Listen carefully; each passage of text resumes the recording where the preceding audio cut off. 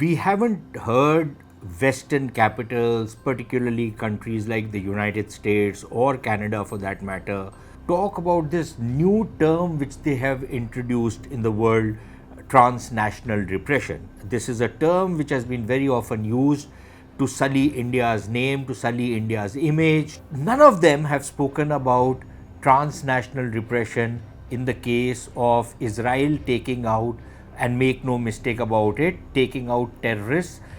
This is about the hypocrisy and the double standards of Western countries which take potshots at India but are silent when it serves their interests. The United States has carried out such actions in third countries. When India does the same thing in the case of designated terrorists, according to Indian law, then there are these complaints of transnational repression. Pannun is in the United States and in Canada, operates from there. Ismail Haniyeh was in Iran, which is not a friendly country of Israel.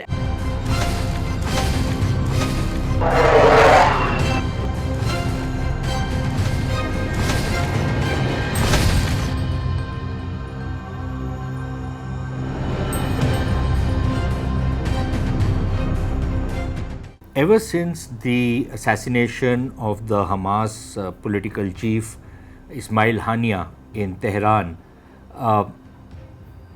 we haven't heard Western capitals, particularly countries like the United States or Canada for that matter, or many of the other Anglo-Saxon or even other Western European countries, talk about this new term which they have introduced in the world, transnational repression. This is a term which has been very often used to sully India's name, to sully India's image, to box India into a corner, especially by the Canadians and by the Americans, and of course their media, which keeps drumming up stuff for the establishments of these countries.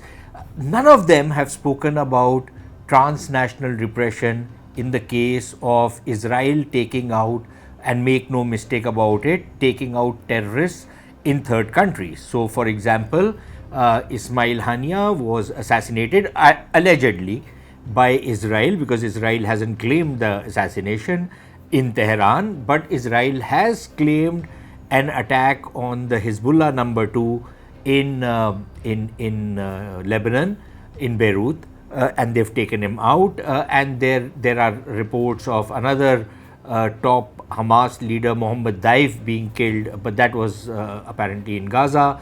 And then there are some reports of another IRGC guy being killed in Damascus. So there are about 3 or 4 people in the last couple of days who have been taken out. At least in the case of Ismail Haniyeh, everybody suspects, everybody is convinced that it is Israel, but Israel has not admitted it. So there is that element of plausible deniability. Even so, we haven't heard any lamentations from Western countries on Israel taking extrajudicial measures, Israel going into third countries to assassinate people who are terrorists in Israel's view. And make no mistake about it, I shed no tear for the people who have been killed, because in my book also, these guys have been terrorists. They have been responsible for outrages like October 7th. And frankly speaking, Israel has done what Israel should do.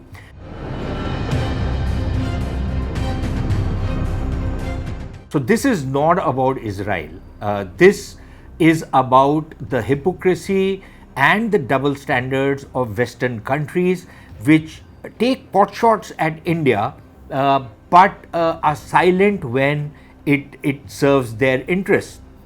Now, the thing is that when you look at what has happened, and purely this is on a matter of principle, not on the validity of Israel's actions, purely on a matter of principle, on the basis of what Western countries have tried to box India into a corner for. Israel has violated the sovereignty of countries. It has carried out attacks against people who Israel and even some of these Western countries have designated as terrorists, but these are not terrorists who have been designated under the United Nations. So, Hamas is not a proscribed organization as per the UN. Ismail Haniyeh has not been proscribed by the United Nations, just as some of the terrorists from India who have been given safety and sanctuary in Western countries have not been prescribed by the United Nations, they have only been proscribed by India. And this is where the double standards come. I can understand that if it was an internationally designated terrorist and this kind of an action is taken, even that is not permitted under United Nations laws. According to the UN, whatever sanctions they impose, there are 3 sanctions which the United Nations generally imposes on these designated individuals, and assassinating them is not one of those. And yet this action has taken place, and not just Israel, the United States has carried out such actions in third countries, and they seem to think that they have enjoyed some kind of exceptionalism, that they come from come from a higher platform and are completely they are completely sanctioned to be able to do what they have carried out to do. They might have some safeguards in their own laws on the basis of which these actions are taken, these extrajudicial killings and assassinations are taken, but that's their own law, that's not international law. They extend their law to international law. Now, when India does the same thing in the case of designated terrorists according to Indian law, then there are these complaints of transnational repression by the Americans and others. Now, frankly speaking, as far as I am concerned, how is it that what is sauce for the goose is not sauce for the gander? And this is a question which never seems to be answered satisfactorily.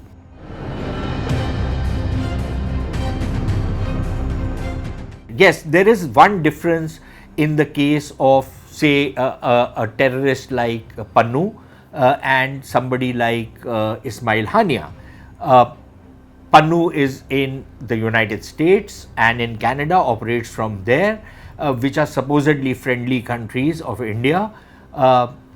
But Ismail Haniyeh was in Iran, which is not a friendly country of Israel, and in fact is a declared enemy of Israel. Apart from that difference, what else distinguishes the two? Nothing really. They're both similar. So, for example, if Ismail Haniyeh always questioned the right of existence of Israel, so does Gurpatwant Singh Pannu and the other Khalistani terrorists who have taken sanctuary and who receive support and sustenance from the United States, from Canada and from other Western countries, who are allowed to operate freely out there. Similarly, Ismail Haniyeh is allowed to operate freely from places like Qatar, Turkey and Iran. So the point is that both these guys have called for the destruction, one of Israel, the other of India.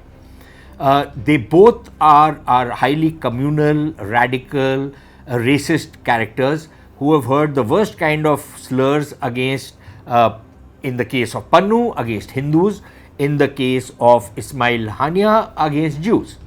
So they have done that. You have had a Gurpatwant Singh Pannu who has openly, publicly, in videoed testimonies called for or threatened the Air India and Indian Airlines and has hinted that these are planes which could be bombed, just as some of the other Khalistanis had bombed the Air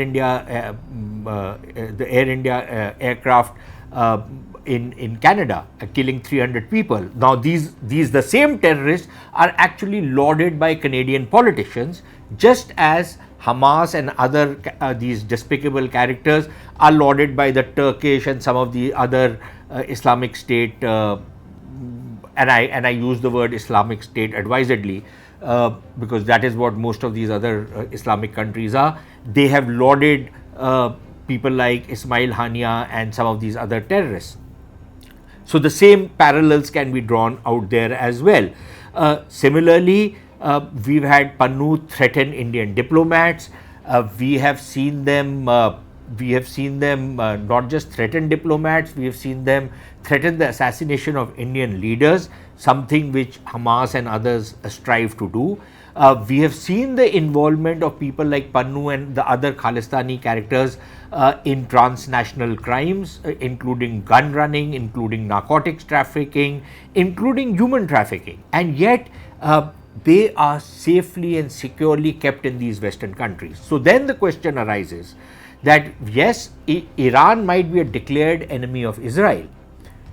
And the US is not a declared enemy of India. In fact, it professes to be a great friend and ally and partner of India. But what kind of a friend, ally, partner is the United States or Canada or UK or Australia or any of these countries if they allow people who create murder and mayhem in India a free space in their countries? Would they allow Hamas a free space in their country? They would not. Of course, in the recent days, they have allowed and in fact, they have kind of legitimized Hamas and that kind of terrorism. Even though, at least in the United Kingdom, their laws prohibit any kind of identification with these terrorist groups. And in fact, people can be jailed for it, but the law apparently, and no action is actually taken against people who protest in favor of Hamas.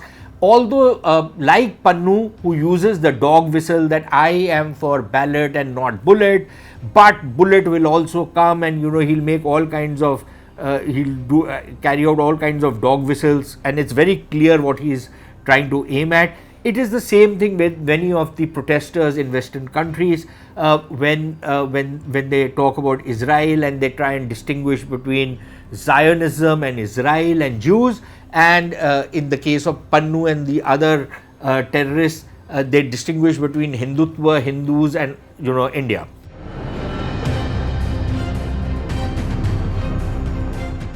Again, you can draw those parallels, but the question is that are countries like the UK, the US, Canada, are these friends of India? Are these frenemies that they provide safety and sanctuary to terrorists in India who want to tear apart India and who are responsible for crimes in India? So are they frenemies? So what are they? Are they avowed kind of enemies of India? Clearly they are not, because they claim that they are friends of India. So I think there are serious questions which arise on these fellows and the kind of hypocrisy they have followed. Again, the other question which arises is that many of these Western countries seem to think that their own soil, there is some sanctity attached to their own countries and their jurisdictions, that nobody can come and carry out any kind of action, even if it is against an openly and a declared terrorist. But they are free to go ahead and carry out the same kind of action in other countries. So once again, it's the kind of double standards that these people profess, which is actually turning off a lot of people and causing a lot of anger and resentment and suspicion of these countries and what they are trying to do. Again, these are the same countries which used to speak about democracy and all kinds of other things, even in the 80s, when they never uttered a single word against the most unspeakable crimes that the Khalistani terrorists, for example, or the Kashmiri terrorists carried out in the 80s and the 90s in India. In fact, what they would do is that the Indian state, which was fighting against these terrorists to protect itself against them, they would actually carry out campaigns against the Indian state. So I think there is certainly a serious question which arises on this whole business of transnational repression which the West has come up with. Now, I can completely understand that if a state was trying to target dissidents, political dissidents, then yes, I would probably go along with this definition, and I would say that this is not exactly what needs to be done. This should not be done. Political dissidence within the country and outside the country is perfectly kosher. But these are not political dissidents.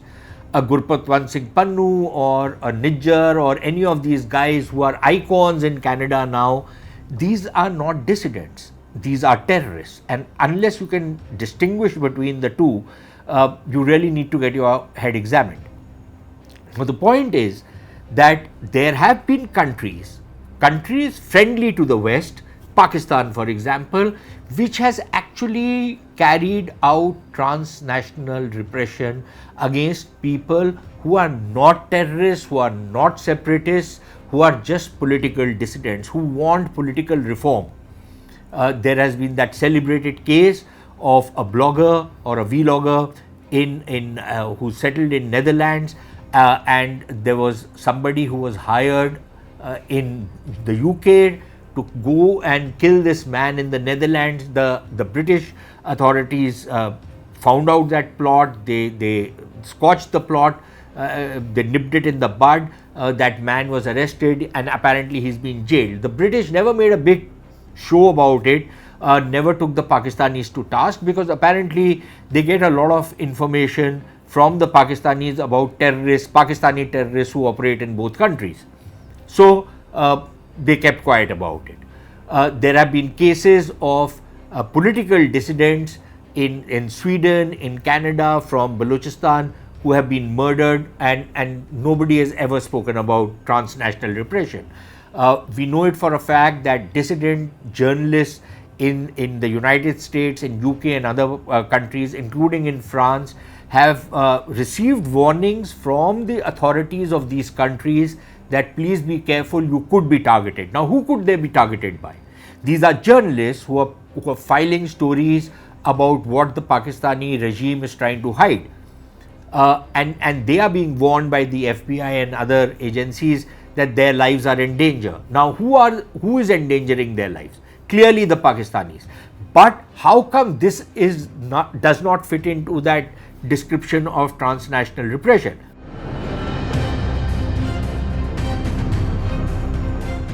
If India allegedly, again, no evidence has been presented so far, if India even allegedly is targeting terrorists who have been mollycoddled by countries like Canada, then there are these serious questions which are raised by the Canadian and the American authorities. They both, or all these countries, they gang up together and point fingers at India. How does that really work on the ground? And why should it be acceptable to India? Why should India take this lying down and say that, look, it's okay if you guys go ahead and do what you are doing. It's okay if you give support and sanctuary and sustenance to these terrorists on your soil, but we can't take any action against them because supposedly you are our friend. What kind of a friend would give sanctuary to a terrorist from another country in their country? So I think these are questions which actually arise after the action that Israel has taken. Let me add once again, I have absolutely no compunctions in upholding what Israel has done, if indeed Israel has done it. I think this is exactly what any country needs to do to protect itself, to protect its citizens. My problem is not what Israel has done in this particular case. My problem is this deafening silence which is there in Western countries on what Israel has done, simply because you consider these people to be terrorists, so it's okay if quote unquote transnational repression is carried out. But if any other country considers somebody to be a terrorist and who is himself an avowed terrorist, then you have a problem and you call it transnational repression. I think if you keep up with these double standards, there can never be a very solid partnership. There will always be suspicion and distrust. And frankly speaking, I think the time is coming when more and more countries are going to keep calling out your hypocrisy, your double standards, and it's not going to be very acceptable going forward. So perhaps the Western countries also need to start looking within themselves and seeing what kind of characters they have protected within their own borders, people who are not political dissidents but who are actually terrorists, and who probably are being used as a kind of a pressure point or as a pain point against even countries which they claim to be friends, using these characters as pain points to pressure these countries into doing something that they are not inclined to do. If that is how international relations are going to be run, then I am afraid this is not something that is going to wash down very well other people's throats, and there will be a pushback on it. And this is the lesson of what has happened in the Ismail Haniyeh case.